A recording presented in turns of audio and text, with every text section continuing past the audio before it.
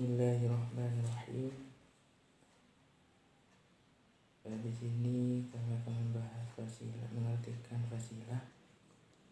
Jadi di sini kami mengartikan fasilah yaitu sebagai penyempurna ayat Al-Quran.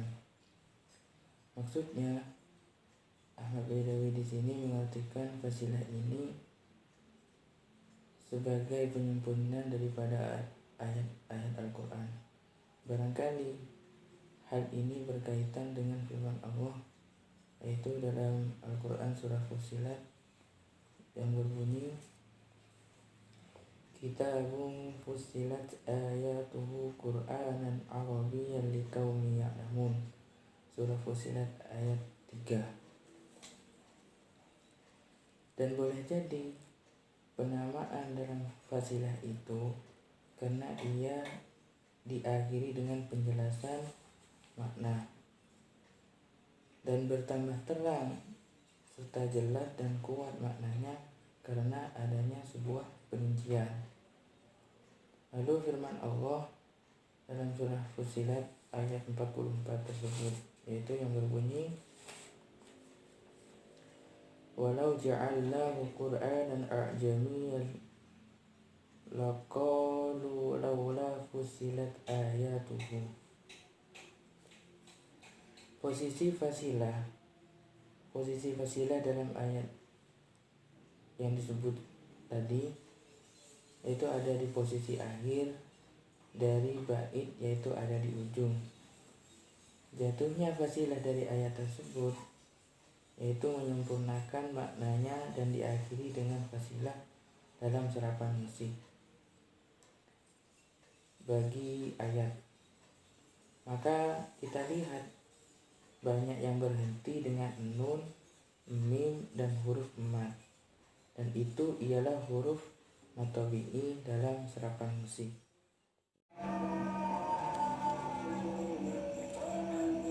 Kadang-kadang fasilah itu diperkokoh dalam posisinya sehingga ditunjukkan dengannya sebelum disebutkan, sebagaimana riwayat Zaid bin Sabit, aku mendikte atas Rasulullah tentang ayat ini. Surah Al-Mu'minun. Saya memahami maksud daripada hadis ini. Jadi fasilah itu dapat diketahui dari posisi alifnya, yaitu dari ujung-ujungnya, seperti mintin, min qararim makin, ahsana khulqin. Jadi tanpa diselangi lebih jauh, ayat ini sudah dapat diketahui fasilahnya. Fasilah itu berkaitan dengan keseluruhan ayat. Maksudnya adalah bagian penutup dari ayat itu selalu berkaitan dengan ayat secara keseluruhan. Contohnya yaitu yang ditutup dengan sifat-sifat Allah. Di dalam surat Al-Baqarah ayat 220, Bismillahirrahmanirrahim, fid dunya wal akhirah wa yas'alunaka 'anil yatama qul islahul lahum khairu in tukhalituhum wa yuhanukum wallahu ya'lamul mufsida minal muslim walau sya'allahu la ya'nadakum innallaha 'azizun hakim. Jadi konteks ayat ini yaitu berkaitan dengan syariat dan peringatan. Makanya di akhir ayat yaitu berkaitan dengan sifat Allah, yaitu Azizun Hakim, yaitu yang maha mengadili. Contoh lain yaitu ayat yang ditutup dengan sifat Allah Qudrah, yaitu surat An-Nahl. Walillahi ghaibus samawati wal ard, dan diakhiri dengan wallahu ala kulli syai'in qadir. Dan masih banyak yang lainnya yang ditutup dengan sifat-sifat Allah. Terkadang ada fasilah yang ditutup dengan fasilah yang bertentangan. Contohnya surat Al-Baqarah ayat 81 dan 82. Ayat 81 ulaika ashabun nar. Sedangkan ayat 82 yaitu ulaika ashabul jannah. Jadi di sini jelas bertentangan, yaitu antara surga dan neraka. Akan tetapi ujungnya sama, yaitu hum fiha khalidun. Ulama menceritakan tentang apa yang ada di dalam ayat yang mengandung fasilah atau yang mengisyaratkan terhadap fasilah. Mereka memberikan atau menamai dengan istilah tasdir dan tausih. Disebut sebagai tasdir apabila fasilahnya itu sama dengan kata awalannya, yaitu memiliki asal kata yang sama. Jadi disebutkan di awal dan disebutkan lagi di fasilahnya. Contohnya yaitu di dalam surat Al-Imran ayat 8. Rabbana la tuzigh qulubana ba'da idh hadaitana wa hab lana min ladunka rahmah innaka antal wahhab. Hab di sini memiliki asal kata yang sama dengan fasilahnya yaitu al-wahhab. Jadi itu dinamakan dengan tasydir. Yang selanjutnya disebut tausih, yaitu apabila ada makna suatu lafaz di dalam suatu ayat yang mengisyaratkan kepada fasilah. Contohnya surat Al-Imran ayat 33. Bismillahirrahmanirrahim. Innallaha astafa Adama wa Nuha wa ala Ibrahim wa ala Imrana 'alal alamin. Kata atau lafaz istafa di sini mengisyaratkan kepada fasilah, yaitu alamin yang terakhir, ayat lafaz yang terakhir di ayat ini. Contoh selanjutnya di surat Yasin ayat 37. Bismillahirrahmanirrahim. Wa ayatul lahumul lailu naslahu minhun nahara fa idzahum mudlimun. Allah sebagai bukti kebesaran Allah menjadikan malam dan menggantikan siang. Naslahu di sini memiliki makna menenggelamkan. Di sini mengisyaratkan kepada fasilahnya, yaitu penutup dari surat ini, dari ayat ini, faidahum mudlimun, yaitu orang merasa gelapan. Jadi mudlimun di sini sebagai penjelas dari kata naslahu. Ketika Allah menenggelamkan siang dan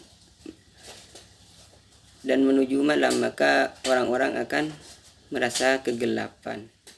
Kadang fasilah hampir mendekati musik, maka terjadi dua fasilah dalam satu wazan. Contohnya fiha sururum marfu'ah wa akwabum maudu'ah. Jadi ini marfu'ah dan maudu'ah, dua fasilah tapi satu wazan. Kadang-kadang fasilah itu beda wazan tetapi huruf akhirnya sama.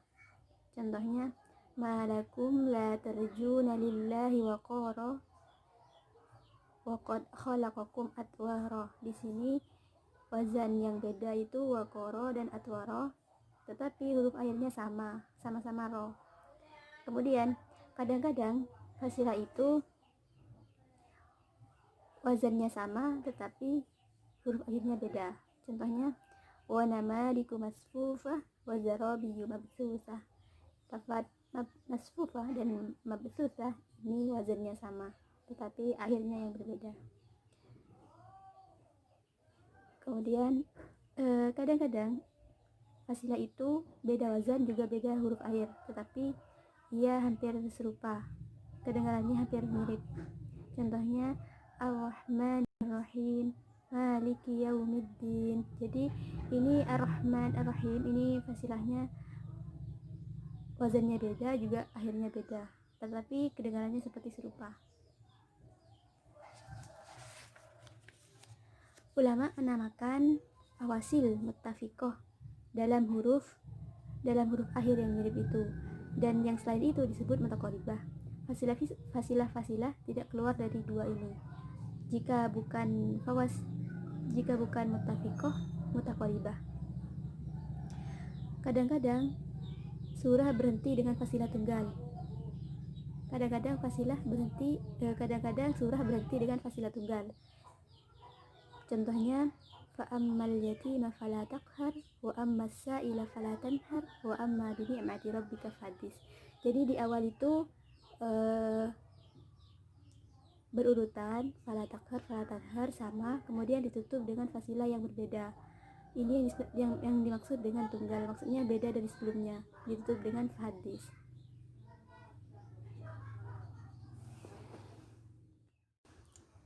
Jika ada fasilah dalam ayat yang seperti syair, maka dilihat di dalamnya apa yang prioritas dan apa yang berbeda dari fasilah itu.